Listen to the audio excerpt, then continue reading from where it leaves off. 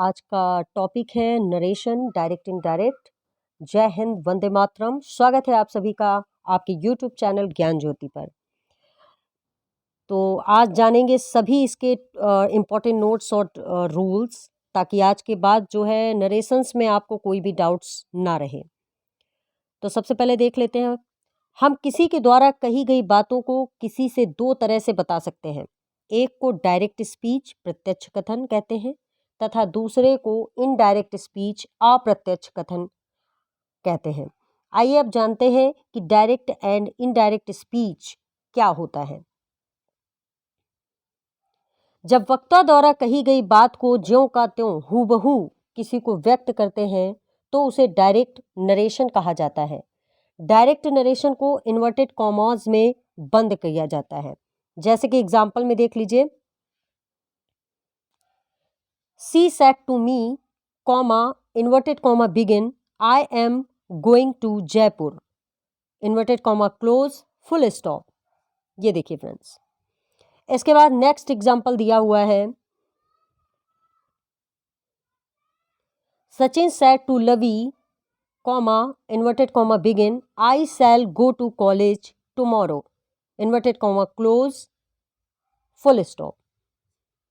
तो आप जो ये देख रहे हो friends, she said to me, ये जो हमारा पोर्शन है ये आपका है रिपोर्टिंग वर्ब, और ये जो इन्वर्टेड कॉमर्स के अंदर ये बंद है पोर्शन, ये आपका होता है reported speech.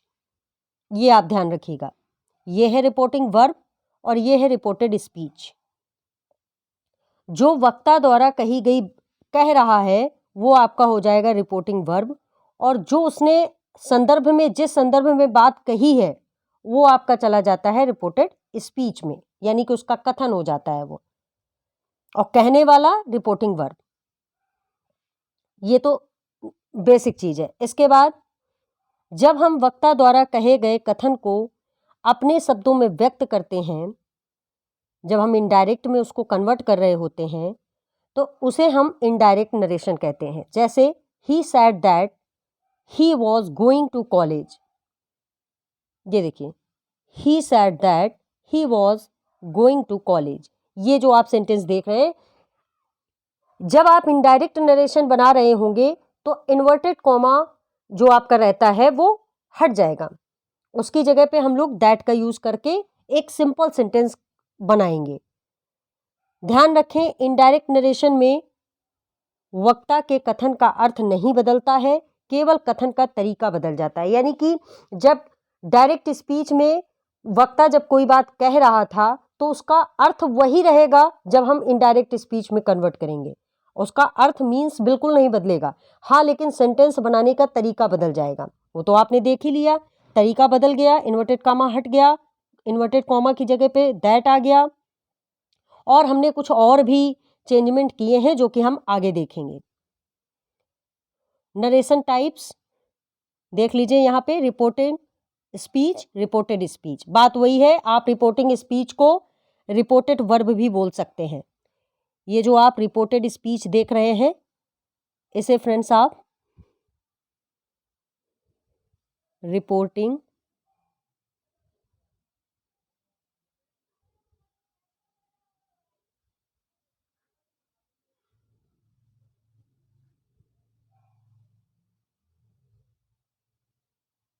Verb, reporting verb भी बोल सकते हैं।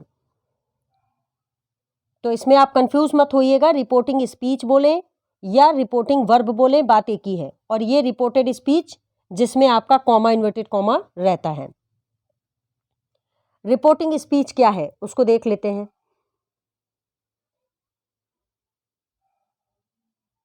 डायरेक्ट स्पीच का वह भाग जो इन्वर्टेड कॉमास के बाहर होता है, यानी कि जो वक्ता बोल रहा होता है। जैसे कि he said to me, he says her, मतलब इस तरीके का जो उसने क्या कहा वो इन्वर्टेड कॉमा के अंदर है, लेकिन जो वक्ता बोल रहा है उस वक्ता का जो, चाहे वो प्रोनाउन फॉर्म में हो चाहे वो नाउन फॉर्म में हो, वो चीज हमारी जो रहेगी जिसमें, यानी कि कुल आप ये ध्यान रखिए, जिसमें वर्ब होगा, जिसमें एक सब्जेक्ट होगा, एक वर्ब होगा, और हो सकता है ऑब्जेक्ट भी हो।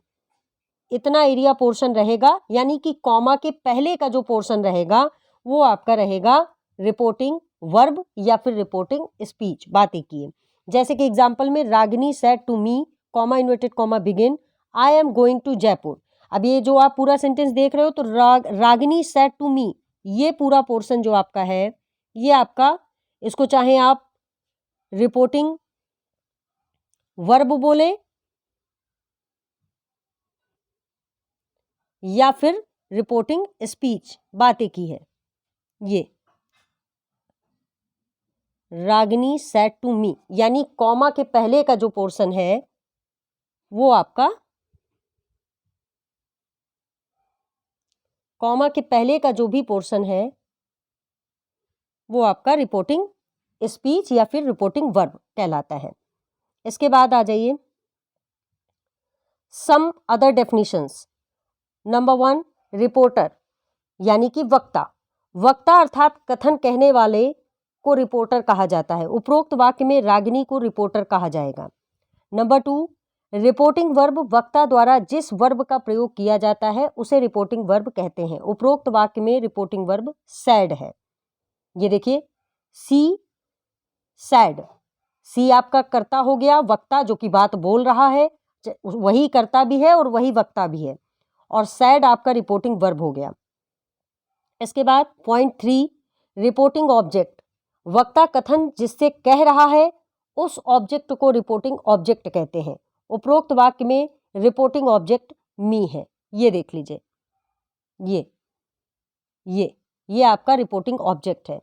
ये सब्जेक्ट भी है, ये आपका सब्जेक्ट भी है और आपका वक्ता भी है, और ये सैड आपका रिपोर्टिंग वर्ब है।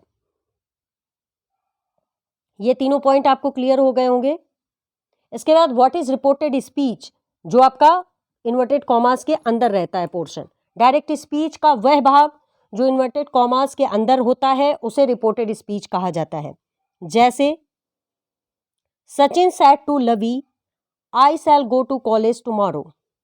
इस वाक्य में इन्वर्टेड कॉमास के अंदर के वाक्य I shall go to college reported speech है। ये देखिए, ये जितना पोर्शन है यहाँ से लेकर के यहाँ तक ये इन्वर्टेड कॉमा के अंदर है और ये आपका रिपोर्टेड स्पीच है। Verb of reported speech, reporting speech inverted commas के अंदर के वाक्य की वर्ब को वर्ब ऑफ रिपोर्टेड स्पीच कहा जाता है। उपरोक्त वाक्य में शैल गो रिपोर्टेड स्पीच की वर्ब है। देखिए, आपको पता है सेंटेंस जब होगा तो डेफिनेटली उसमें सब्जेक्ट भी होगा, उसमें वर्ब भी होगा और ऑब्जेक्ट भी हो सकता है। ऐसा कोई कंपलसरी नहीं है, ऑब्जेक्ट नहीं भी हो सकता है, लेकिन सब्जेक्ट और वर्ब का होना कंपलसरी है, तभी वो हमारा सेंटेंस कहलाएगा। अदरवाइज वो फिर हमारा क्लॉज हो जाएगा या फिर फ्रेज हो जाएगा। इसके बाद आगे देख लेते हैं फटाफट। चेंज इन रिपोर्टेड वर्ब, किस तरीके से हम वर्ब फॉर्म को चेंज करेंगे इनडायरेक्ट स्पीच बनाते समय।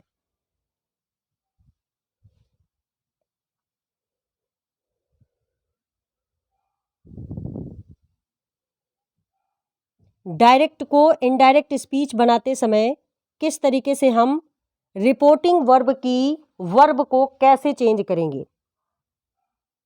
देखिए, अगर सेज टू दिया हुआ है रिपोर्टिंग वर्ब में तो हम उसको कन्वर्ट कर देंगे आस्क में। ये देखिए फ्रेंड्स,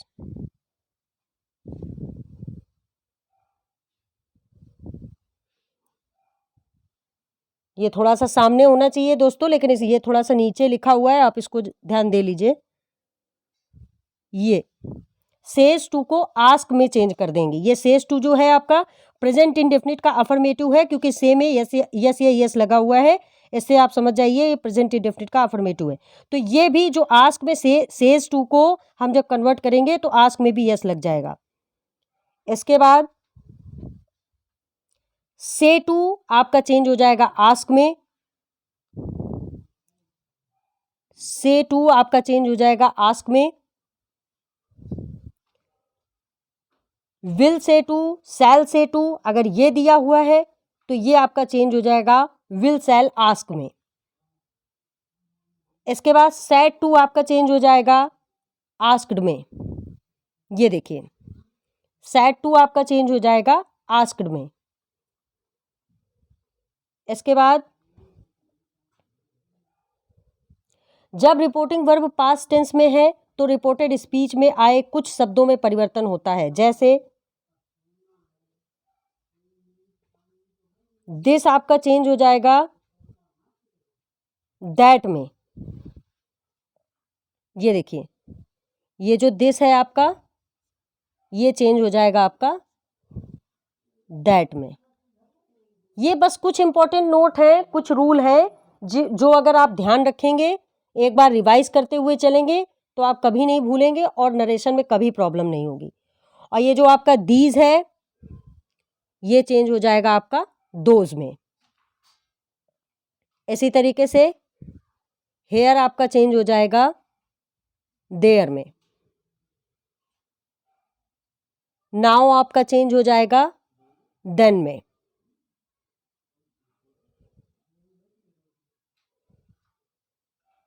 एगो आपका चेंज हो जाएगा, ये जो एगो आपका दिया हुआ है ये चेंज हो जाएगा बिफोर में। टुडे आपका चेंज हो जाएगा दैट डे में। ये आप केवल एक बार सुन लीजिए, आपको याद रहेगा। इसके बाद टुनाइट आपका चेंज हो जाएगा दैट नाइट में।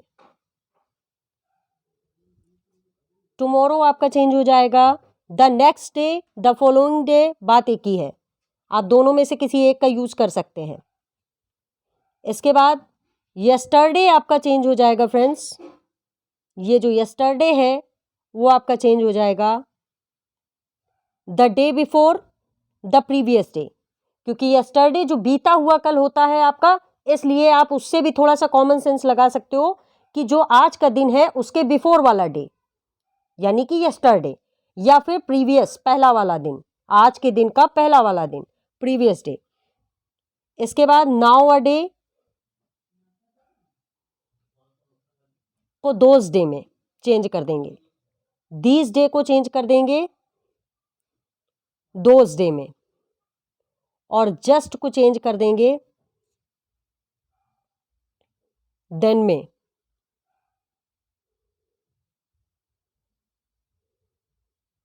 लास्ट नाइट को चेंज कर देंगे द प्रीवियस नाइट, और नेक्स्ट वीक को चेंज कर देंगे द फॉलोइंग वीक,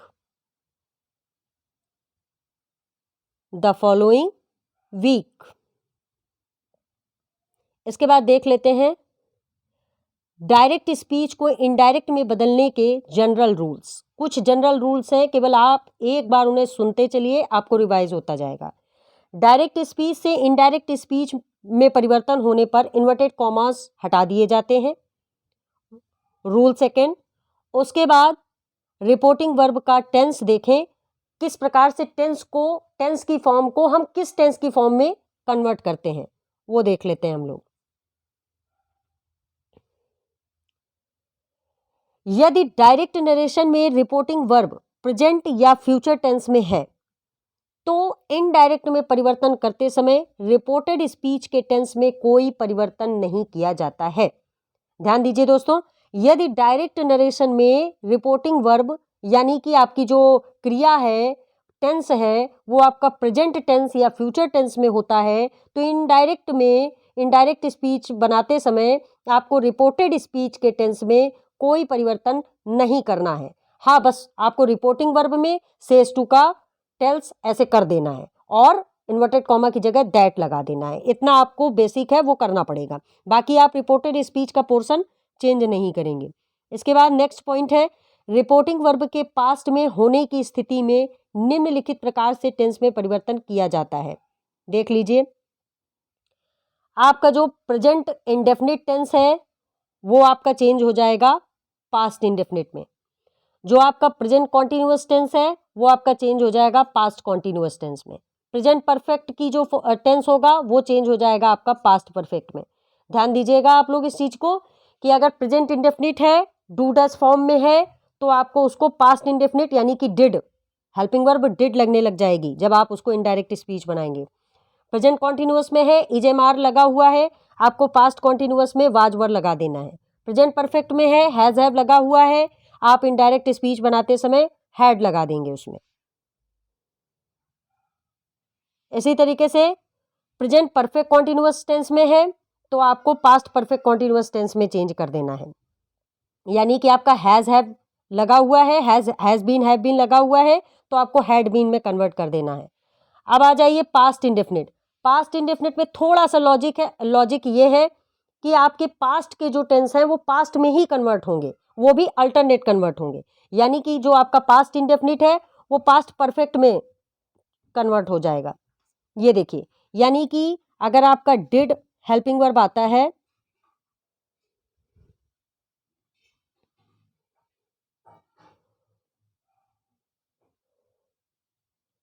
यानी कि आपका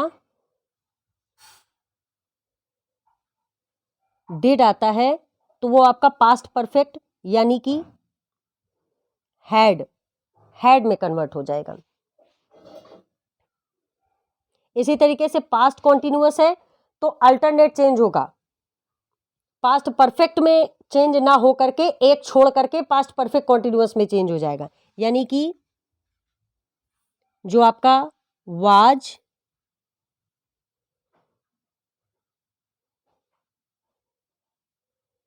वर है वो चेंज हो जाएगा हैड बीन में। हैड बीन में चेंज हो जाएगा। और जो आपका पास्ट परफेक्ट है वो नहीं चेंज होगा। इसके बाद आपका जो पास्ट परफेक्ट कॉन्टिन्यूअस टेंस है वो भी नहीं चेंज होगा। यानी कि पास्ट में दो टेंस ही ऐसे हैं जो आपके कन्वर्ट होंगे, एक पास्ट इंडेफिनिट और दूसरा past continuous tense. Past perfect और पास्ट परफेक्ट कॉन्टिन्यूअस में कोई चेंजमेंट नहीं होगा। इसके बाद आ जाइए फ्यूचर। फ्यूचर टेंस में आप कैसे वर्ब को कन्वर्ट करेंगे वो देख लेते हैं फटाफट। तो जो आपके विल सैल है, विल का वुड हो जाएगा, सैल का शुड हो जाएगा। ये देख लीजिए, विल का वुड हो जाएगा और सैल का शुड हो जाएगा। इसके बाद कैन का कुड हो जाएगा, मे का माइट हो जाएगा। इसी तरीके से कुड शुड वुड माइट, अगर इस फॉर्म में आपका डायरेक्ट स्पीच है और आप उसको इनडायरेक्ट स्पीच बना रहे होंगे तो फिर नो चेंज, उसमें कोई चेंज नहीं करेंगे। जैसी हेल्पिंग वर्ब है वही हेल्पिंग वर्ब हम यूज कर लेंगे। इसके बाद रूल थर्ड,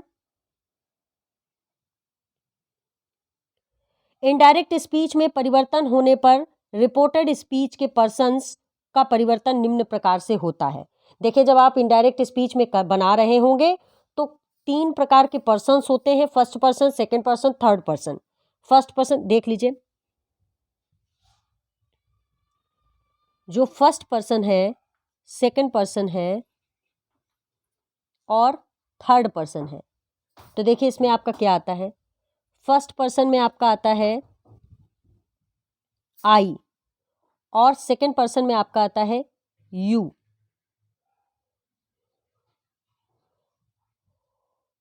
और थर्ड पर्सन में आपका आता है ही,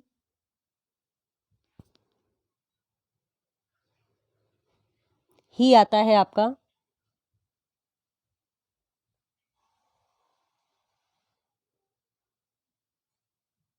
सी, आता है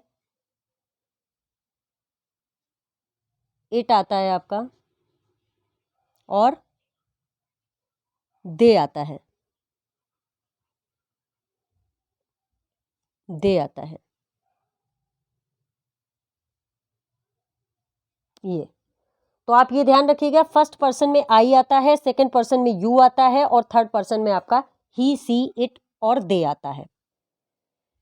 इसके बाद तो देख लीजिए, फर्स्ट पर्सन अगर डायरेक्ट स्पीच में फर्स्ट पर्सन आता है रिपोर्टेड स्पीच में तो आप उसको कैसे चेंज करेंगे, रिपोर्टिंग वर्ब के सब्जेक्ट के अनुसार बदलेंगे। यानी कि अगर इन्वर्टेड कॉमा के अंदर का जो पोर्शन होता है उसमें अगर रिपोर्टिंग जो आपका सब्जेक्ट है रिपोर्टेड स्पीच में अगर वो फर्स्ट पर्सन का है यानी कि आई है वहां पर, तो हमें जो रिपोर्टिंग वर्ब है यानी कि जो इन्वर्टेड कॉमा के जो पहले का सेंटेंस होता है, बाहर का सेंटेंस होता है, उसके सब्जेक्ट के अनुसार हमको चेंज करना है।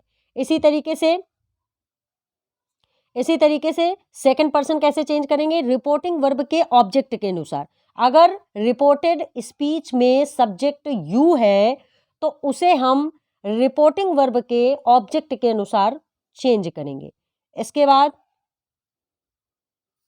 थर्ड पर्सन को देख लेते हैं। इसमें कोई परिवर्तन नहीं होता है, यानी कि अगर आपका रिपोर्टेड स्पीच में ही सी इट दे आ जाता है तो आपको ही सी इट दे ही लिख देना है, उसमें आपको कोई परिवर्तन नहीं करना है। पर्सन का परिवर्तन करते समय यह ध्यान रखें कि यदि पर्सन बहुवचन है तो परिवर्तन बहुवचन के अनुसार होगा, यदि पर्सन पजेसिव केस में है तो परिवर्तन उसी के अनुसार होगा। पर्सन का परिवर्तन डायरेक्ट से इनडायरेक्ट में परिवर्तन का एक महत्वपूर्ण भाग है। ध्यान रखें कि पर्सन का नंबर एवं केस नहीं बदला जाता है। ये दोस्तों आपको पता ही होगा, ये इसमें ये कहने की कोशिश कर रहे हैं कि जब जो आपका आई है उसका जो पजेसिव केस रहेगा वो क्या रहेगा, आपको पता है आई का माई हो जाएगा, और जो ऑब्जेक्टिव केस रहेगा वो मी हो जाएगा। ये देखिए जो आई है हमारा उसका जो पजेसिव केस रहेगा वो आपका रहेगा माई, और जो ऑब्जेक्टिव केस रहेगा वो रहेगा मी, और माइन भी हो सकता है।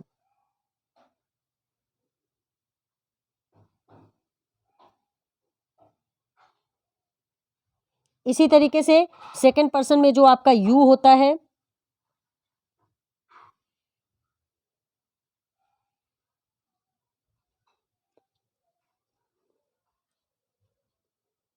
सेकंड पर्सन में जो आपका यू रहेगा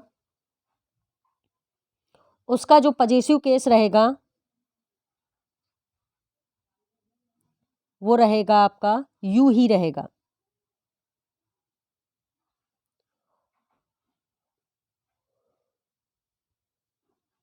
ऑब्जेक्टिव केस यू रहेगा और जो पजेसिव केस रहेगा वो योर हो जाएगा, योर, या फिर योर्स भी कर सकते हैं, योर या योर्स। इसी तरीके से आपका थर्ड पर्सन में आता है सी, तो सी का जो ऑब्जेक्टिव केस जाएगा वो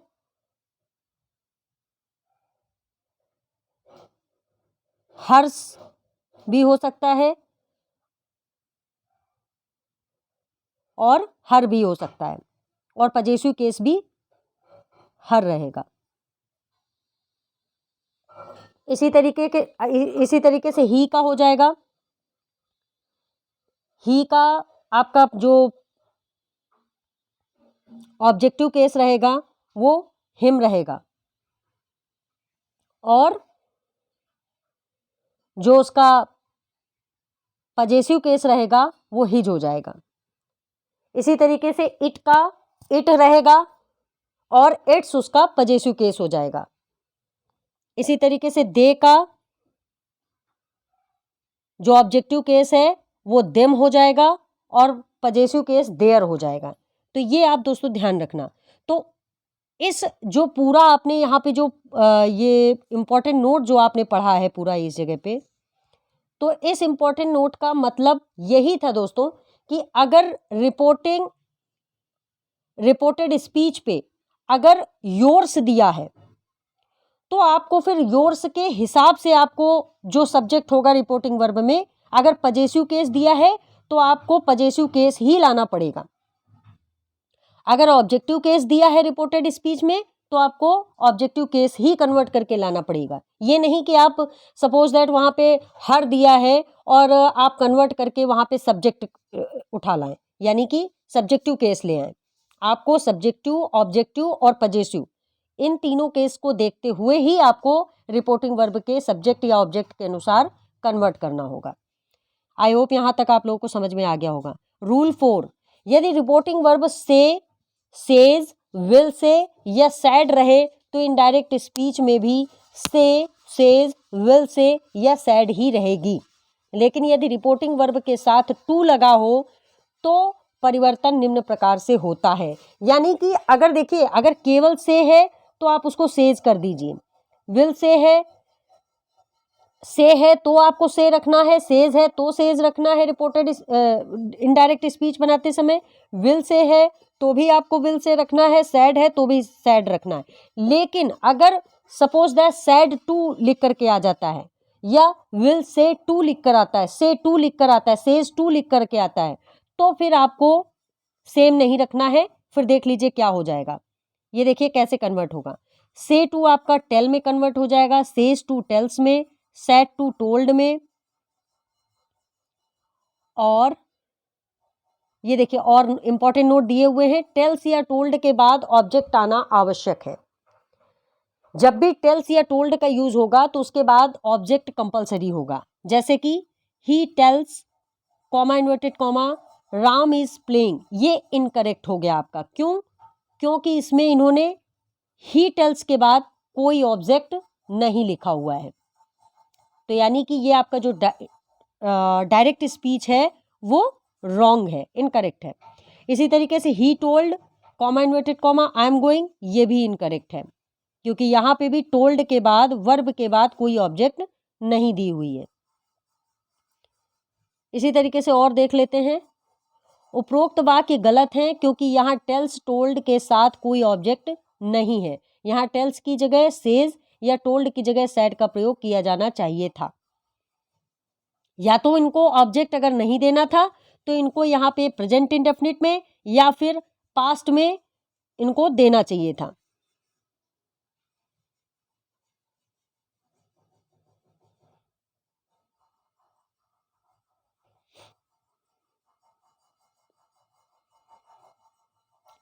रूल 5,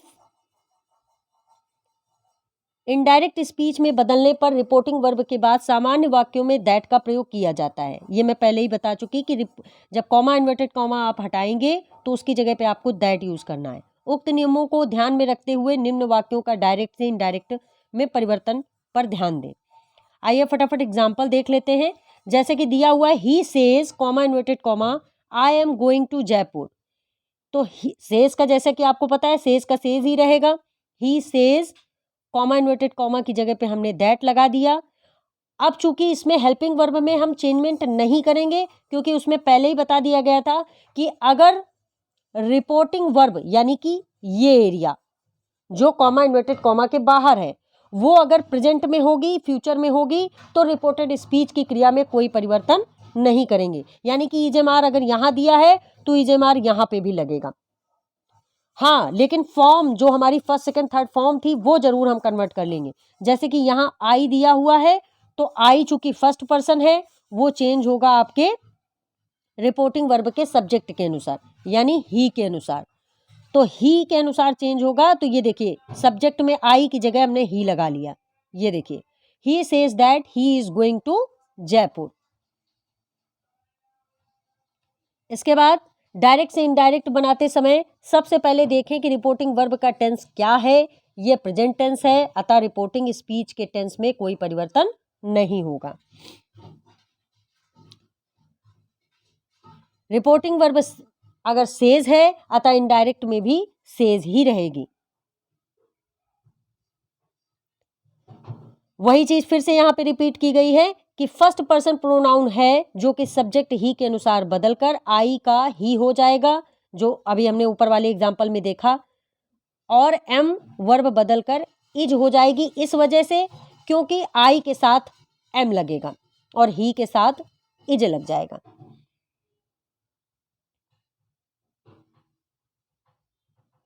इसी तरीके से और भी एग्जाम्पल दिए हुए हैं।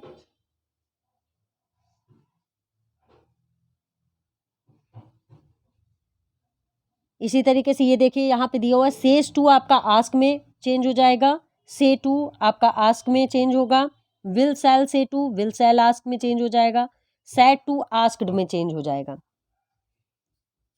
इसके बाद जब रिपोर्टिंग वर्ब पास्ट टेंस में है तो रिपोर्टेड स्पीच में आए कुछ शब्दों में परिवर्तन देख लेते हैं फटाफट। अगर पास्ट टेंस में है तो हमें क्या परिवर्तन करना है, ये देखिए दिस आपका कन्वर्ट हो जाएगा दैट में, दीज आपका दोज में, हेयर आपका देयर में कन्वर्ट हो जाएगा। ये देखिए, हेयर आपका देयर में कन्वर्ट हो जाएगा, दीज आपका दोज में कन्वर्ट हो जाएगा। इसी तरीके से नाउ आपका देन में कन्वर्ट हो जाएगा और एगो आपका बिफोर में कन्वर्ट हो जाएगा। टुडे आपका दैट डे में कन्वर्ट हो जाएगा और टुनाइट आपका दैट नाइट में कन्वर्ट हो जाएगा और टुमारो आपका कन्वर्ट हो जाएगा, यानी कि आने वाला दिन, बीता हुआ कल नहीं, बीता हुआ कल होता तो यस्टरडे होता, टुमारो आने वाला दिन, यानी कि द नेक्स्ट डे भी इसको बोल सकते हैं हम लोग, और इसको हम लोग द फॉलोइंग डे भी, दोनों में से आप कोई भी यूज कर सकते हो। यस्टरडे आपका कन्वर्ट हो जाएगा द डे बिफोर या फिर प्रीवियस डे में, और now a day those day में, दीज डे में,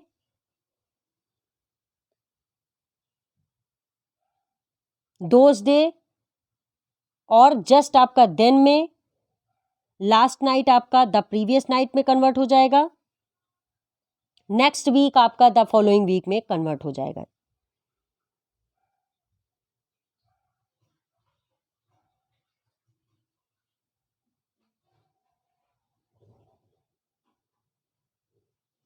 तो ये तो आपने देख लिए बेसिक रूल्स, और हमारे जो 12 टेंसेज होते हैं प्रेजेंट पास्ट फ्यूचर, उनका कन्वर्जन देख लिया, सारे इंपॉर्टेंट नोट देख लिए। अब आप देख लेंगे कि हमने पिछली कक्षा में आपको टाइप्स ऑफ सेंटेंसेस पढ़ाए थे, जिसमें आपका assertive sentence, optative sentence, imperative sentence, interrogative sentence और आपका exclamatory sentence, 5 types of sentences हमने बताए थे आप लोगों को। तो अगर उस टाइप के सेंटेंसेस आ जाएंगे तो आप कैसे इनडायरेक्ट स्पीच में कन्वर्ट करेंगे वो आप देख लीजिए। तो अगर देख लीजिए, मान लीजिए आपका आज्ञा देना वाला सेंटेंस आ गया, जिसमें आप किसी को ऑर्डर करते हो, आज्ञा देते हो, तो उस टाइप के सेंटेंसेस को आप कैसे इनडायरेक्ट स्पीच में कन्वर्ट करोगे वो देख लेते हैं। हुक्म देना, कमांड करना, विनती या निवेदन करना, रिक्वेस्टेड, सलाह देना, एडवाइज्ड, सुझाव देना, सजेस्टेड, प्रस्ताव देना, प्रपोज्ड, मना करना, फॉरबिड, भीख मांगना, बेग्ड, चेतावनी देना, बेसीच्ड। तो ऐसे सेंटेंसेस में आपको क्या करना है कि जब अगर मान लीजिए रिक्वेस्ट करने वाला है, please give me 1 glass water, तो आपको रिक्वेस्टेड कॉमा इन्वर्टेड जो आपका रिपोर्टिंग वर्ब है, तो उसमें आपको लिख देना है सी रिक्वेस्टेड मी, इस तरीके से। या फिर ऑर्डर करेगी, कोई व्यक्ति ऑर्डर करेगा, ओपन द डोर, तो आपको सी सैड ओपन द डोर। अगर मान लीजिए कि इस तरीके का सेंटेंस है तो आपको रिपोर्टिंग वर्ब में सी ऑर्डर्ड करके स्टार्ट करना है आपको सेंटेंस। कोई अगर कमांड, चेतावनी देता है, कुछ करता है, तो आपको कमांडेड यूज करके स्टार्ट करना है। इसी तरीके से रूल सेकंड, कॉमा तथा इन्वर्टेड कॉमा हटाकर दैट नहीं लगाना। अभी तक आप जब वो प्रेजेंट पास्ट फ्यूचर को कन्वर्ट कर रहे थे तब आप दैट लगा रहे थे, लेकिन जब आपका ये इम्परेटिव सेंटेंस आ जाएगा, उनको आप इनडायरेक्ट स्पीच में जब कन्वर्ट करेंगे, तो आप ध्यान रखिएगा कि आपको वहां पर कॉमा, इन्वर्टेड कॉमा हटा करके टू लगाना है, दैट नहीं लगाना है, ये आप ध्यान दीजिएगा। ये स्क्रीनशॉट ले लीजिए या फिर इसको आप नोट डाउन कर लीजिए, ये बहुत ही इंपॉर्टेंट नोट है कि जब आपका इम्परेटिव सेंटेंस होगा, इम्परेटिव सेंटेंस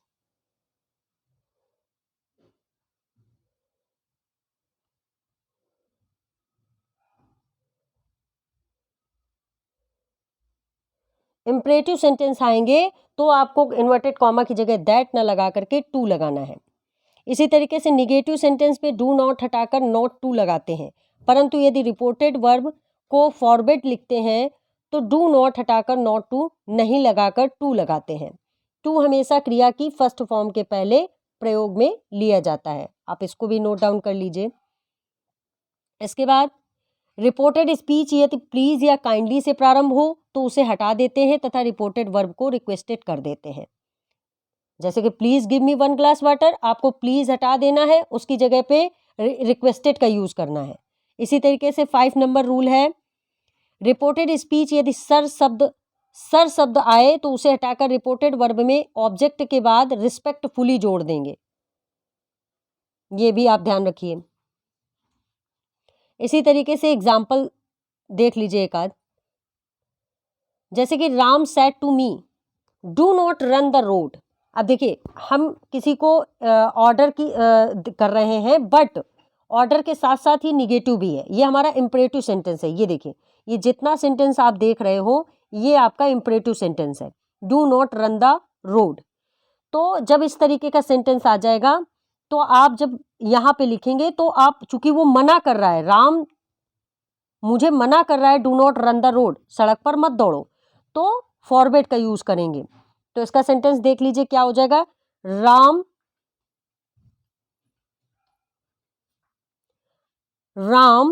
फॉरबिड, ये देखिए सैड टू की जगह पे ये देखिए हमने क्या यूज कर लिया, forbid, Ram forbid me to, ये देखिए कॉमा इन्वर्टेड कॉमा हटा करके हमने टू कंजक्शन का यूज किया है, Ram forbid me to run on the road. बाकी सेंटेंस पूरा वैसा का वैसा उठा करके हमने यहाँ पे रख दिया है, Ram forbid me to run on the road.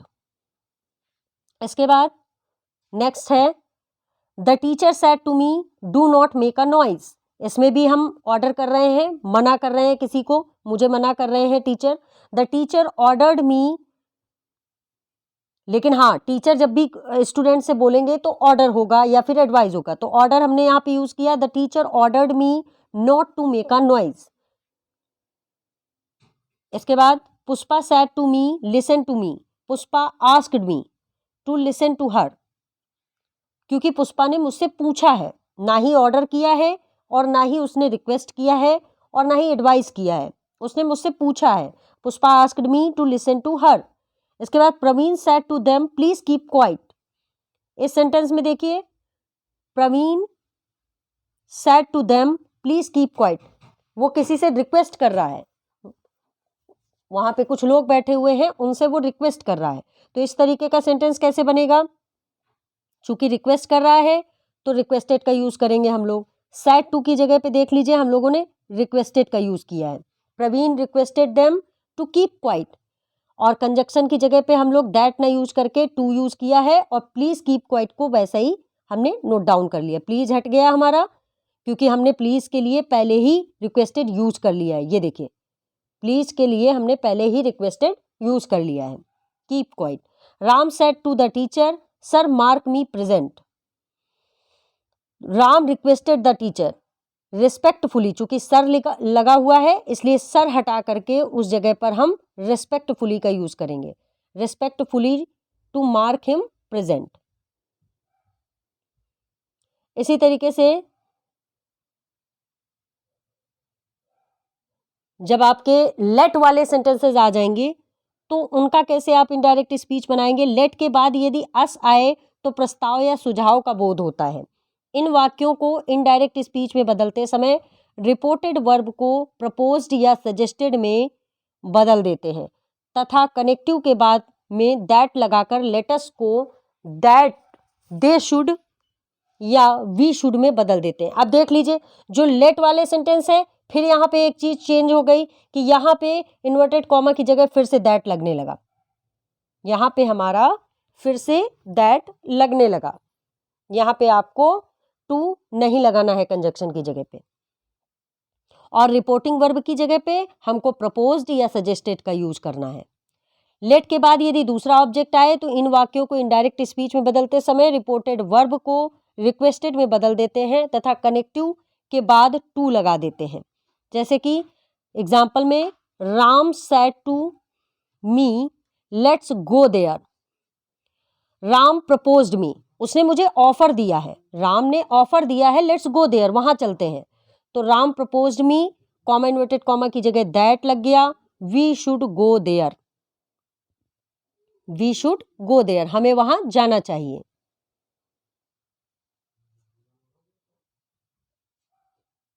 इसके बाद और भी एग्जाम्पल इसी तरीके से दिए हुए हैं, आप नोटबुक या बुक से भी देख सकते हैं। इसके बाद एक्सक्लामेटरी टाइप के सेंटेंस अगर आ जाते हैं, उनमें आप क्या करेंगे, देखिए एक्सक्लामेटरी सेंटेंसेस की पहचान होती है, आप सभी जानते हैं, उसमें सडन फीलिंग, जब आपके किसी चीज़ को देखकर सुनकर सडन फीलिंग आती है, तो वही आपके एक्सक्लामेटरी सेंटेंसेस होते हैं। जैसे कि उसमें कुछ वर्ड आते हैं, अलास, तो उसको आप एक्सक्लेम्ड विथ रिग्रेट, सारो, ग्रीफ ऐसे यूज कर सकते हैं। इसके बाद हुर्रा शब्द अगर आता है तो आप exclaimed with Joy, happiness, Joy, happiness, delight, pleasure, इस तरीके से आप इनडायरेक्ट स्पीच में यूज कर सकते हैं रिपोर्टिंग वर्ब की जगह। इसी तरीके से फाय, फम, फू, पू, इस तरीके के वर्ड आते हैं तो आप उसे exclaimed with hatred, scorn, despise, disgust, इस तरीके से आप इनडायरेक्ट स्पीच में कन्वर्ट कर सकते हैं। ओह, आश्चर्य शब्द आता है तो आप उसे इनडायरेक्ट स्पीच में चेंज करते समय रिपोर्टिंग वर्ब की जगह पे exclaimed with wonder, exclaimed with wonder, surprise, astonishment, ये आप वर्ड यूज कर सकते हैं। बाकी आप इन्वर्टेड कॉमा की जगह दैट और जैसा सेंटेंस का रूल कहता है उस हिसाब से आप उसको चेंज कर देंगे रिपोर्टेड स्पीच को। कनेक्टिव के रूप में दैट का प्रयोग कर विस्मयादिबोधक शब्द तथा चिन्ह हटा देते हैं। विस्मयादिबोधक चिन्ह यानी कि जो आपका एक्सक्लेमेशन मार्क होता है, आप उसको भी हटा देंगे और कॉमा, इन्वर्टेड कॉमा को हटा करके दैट लगा देंगे। एग्जाम्पल देख लेते हैं। एक, Ram sad hurrah, I have scored 2 goals, ये आपका सेंटेंस दिया हुआ है डायरेक्ट स्पीच।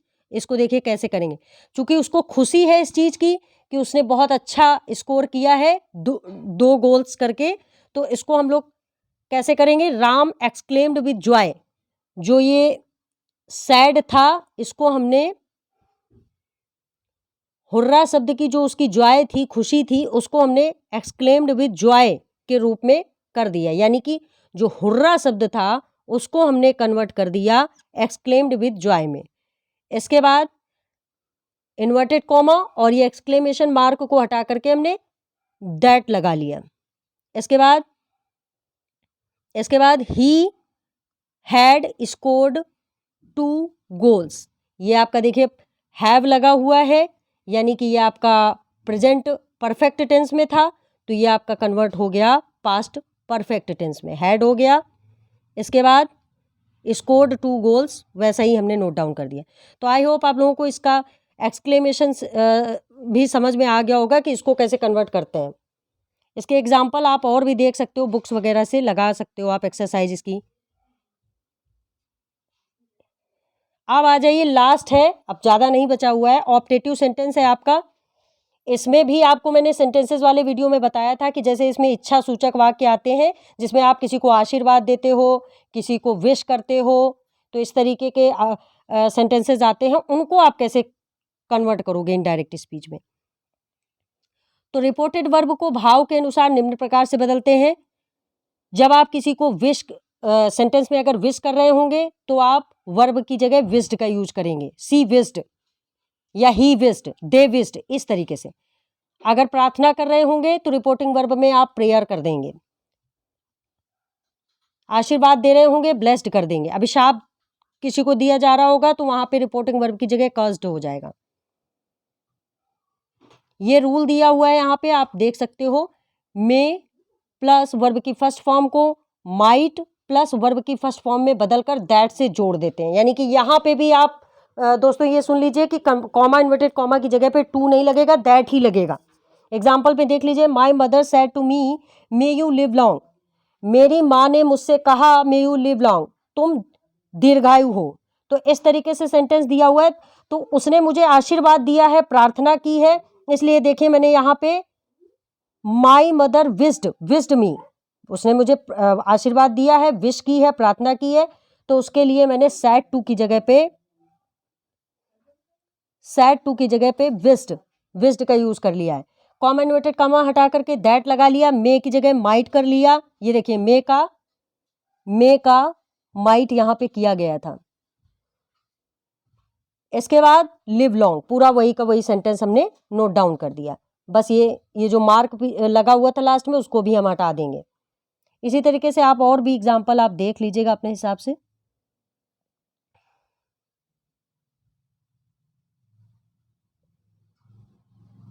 तो इस तरीके से आपके जो पांचों सेंटेंस थे, जो टाइप्स ऑफ सेंटेंस थे, वो भी एक तरीके से हम लोगों ने कवर कर लिए, और जो आपके प्रेजेंट, पास्ट, फ्यूचर थे वो भी हम लोगों ने कन्वर्ट कर लिए।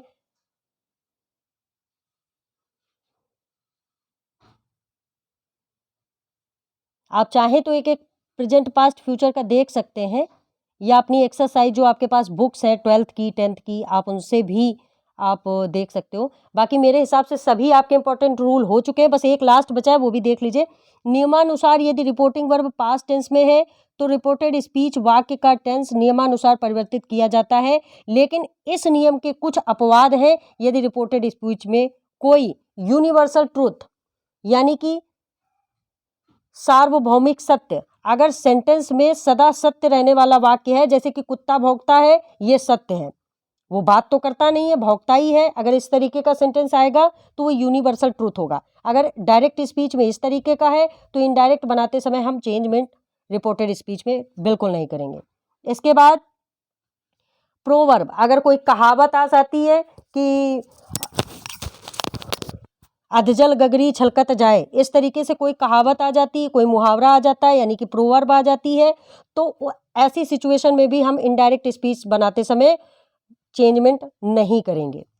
इसके बाद मैथमेटिकल फैक्ट, अगर कोई सपोज दैट कोई सम है, अगर वो जिस तरीके से, जिस रूल से सॉल्व होता होगा तो भी हम उसमें कोई चेंजमेंट नहीं करेंगे। हिस्टोरिकल फैक्ट, अगर ताजमहल हमारा 7वां अजूबा है, ये सभी को पता है, ये सत्य है, ये ऐतिहासिक तथ्य है, तो इसमें ऐसे वाक्यों में भी हम कोई चेंजमेंट नहीं करेंगे। आदतन क्रिया, किसी की कोई आदत है, अब कुत्ता भौंकता है, ये आदत ही है, तो इस तरीके का वाक्य अगर आ जाएगा तो ऐसी सिचुएशन में भी हम कोई चेंजमेंट नहीं करेंगे।